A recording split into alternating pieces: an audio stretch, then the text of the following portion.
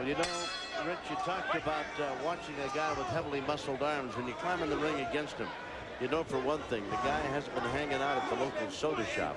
The guy's been pumping iron and in the gym, and he is fit. It looks great, Tom. I mean, and it does indicate probably that a guy is in good condition. Well, whether they can punch is something else. It's a whole different category. But they do have an intimidation factor that comes with bodies that are muscled and well cut like these are. And Dwaine Williams is no stranger in that regard either. He's got a beautifully proportioned body. Yeah, but his arms are much thinner, for example, and I would say he's probably the much harder hitter between the two.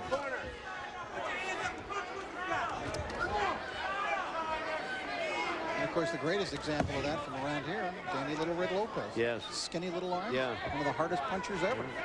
Yeah, if his chin had been as good as his arms, no one had ever knocked him down. Of course, you had to knock him down to get his attention, didn't you? Huh?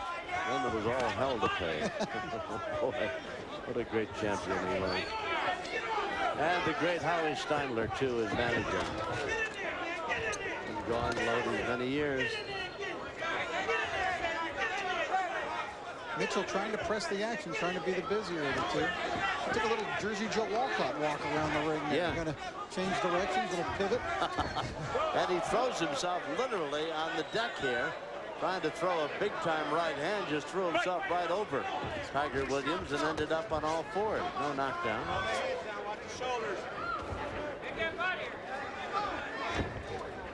Well, Mitchell's bleeding, but Tiger Williams hasn't been hitting much. He did right there. This is with a straight right that sails over the head of the young man from Arizona.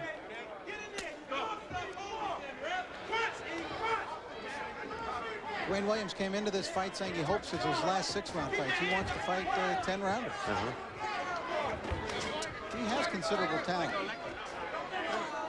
This has not been, at least so far, one of his best fights. No, but I think in point of fact, Rich, that Mitchell's not an easy guy to fight. Yeah, he's fighting, he's fighting a guy with a real winning record. Yeah, and I think, both of these guys are fighting guys that each is looking at the other guy, and the other guy can fight more than just a little bit. And it's not an easy thing for either one of them.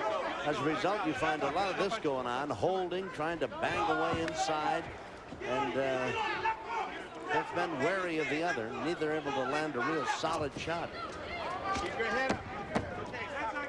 Well, this is round number 3 coming to a close. It's scheduled for 5. They're middleweights, and we'll be back in a bit. Heads up. Break it.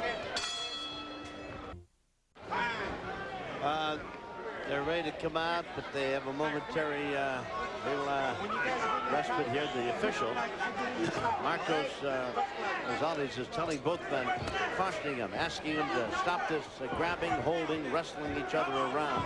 It's a boxing match, I think is what he's saying to both of them. We'll see just how much his words have, what an effect they have on the two. It kind of surprises me that it's generated into that, or degenerated into that, Tom, because both these guys are good fighters from the outside. But it has. What happens is they both rush at each other and then grab when they get inside. Neither guy's an inside fighter, really, so they both end up grabbing. Yep.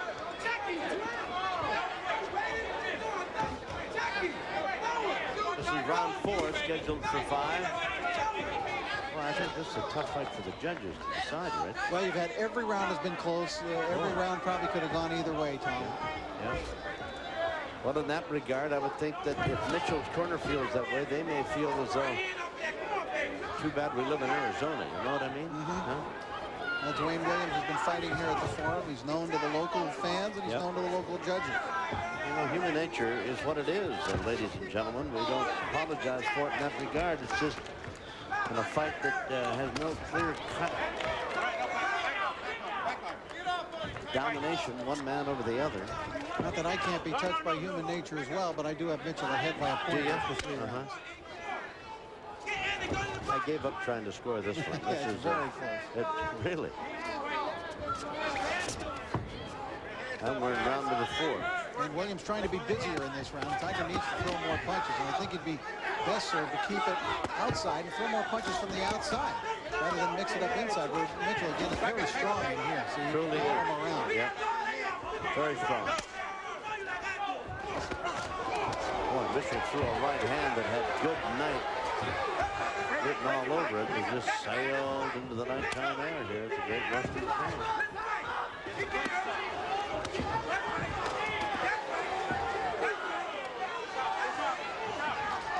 What a tough fight. I tell you, not only for these two guys, but for referee Marcos Rosales as well. He's going to talk to him. Oh, yeah, he's got to talk to everybody. This is really a tough fight. It's tough for the referee, tough for the two fighters. Now he's talking to both fighters, and he's warned both of them, telling them again, quit grabbing, quit holding. It's a boxing match. Let go, let go. Push up, push up.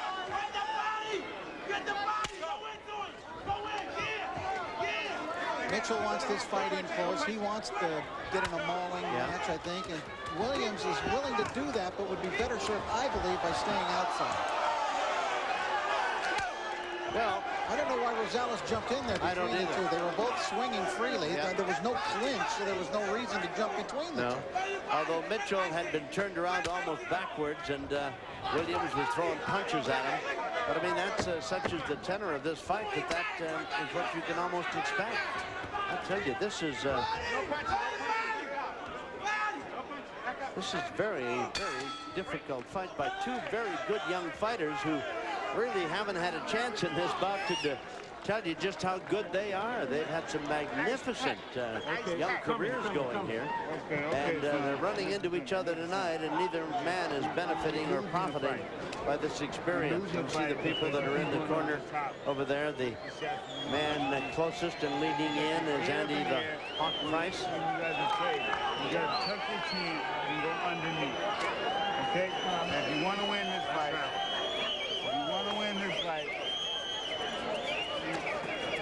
you got to let it all hang out. You got to keep it. On the other side, Mac Walker and Rob Sale. Put your hands up and punch with it. And you want to be on. Put your hands up and walk right to it. Fuck this, Jim. Suck it up. All right, go. Well, I tell you, both corners were very quiet in their instructions and very calm, considering the brawl that's been going on out there. They seem to have lost the mouthpiece for Mitchell. They looking all over the place. They don't know where it is. They're searching through towels in their pockets. They can't find it. They can't find the mouthpiece. Gotta look in the bucket. Gotta be in the bucket. Everybody is. Have you got it? No, I didn't have it. Open Mitchell's mouth. Is it in his mouth? Come on. Get it in. Let's go. Well, they found it apparently. Let's go. Let's go. Great mystery here at the forum. And they put it in upside down. They put it in upside down, and he had to change it.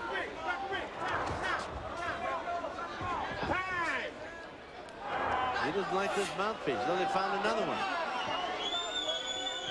Somebody else's mouthpiece.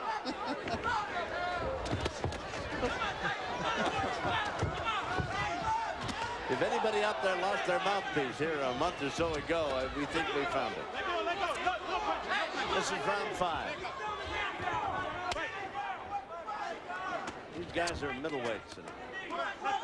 They've been after each other. I don't know if you gave each one of them a baseball bat, they couldn't have been after each other more. I mean, this has not really been a very good exhibition of boxing. Not because they can't, because they can. Their records indicate they can fight.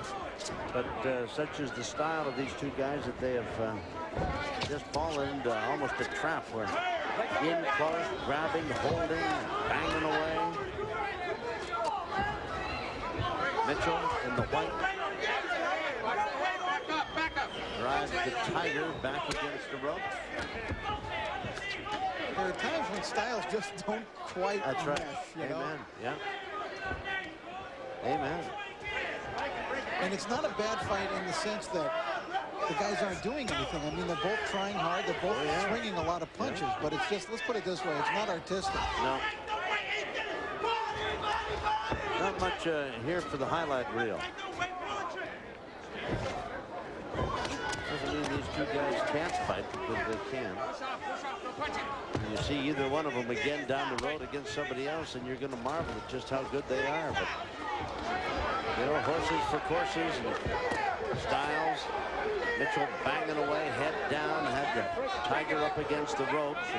And again, another tough round to score. It's possible it could be down to this round, Tom, on this judge's scorecard. I don't know who's going to win this thing. I'm sure. Well, I didn't even know that somebody is. You know, if they told me at the end of it it's a draw, I could live with that. I don't know if either one of these two guys would, but I'm sure that knowing how things have gone here tonight for the two of them, they might just be better served by. It certainly wouldn't hurt either man's record. In the case of Williams, he's just a 19-year-old. Nice combinations by Mitchell there, but the referee has trouble getting between the two as they lock arms. And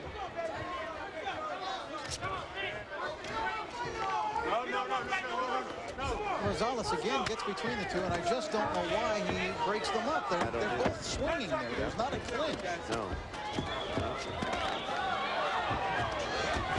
Good right hand by Williams. Might have been the best punch he's landed all night. There's the bell. What a very tough fight indeed. As to who won it, well, the judges will let us know in just a bit. You're looking at Mitchell there.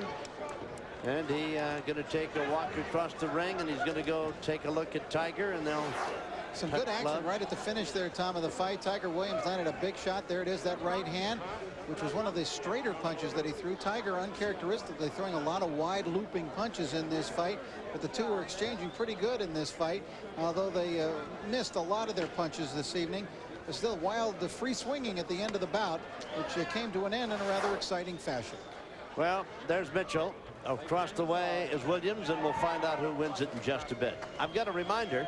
Fox Sports Net's Fight Night will be back Monday, April 6th. We'll be coming to you from the pond in Anaheim, Arrowhead Pond, that is.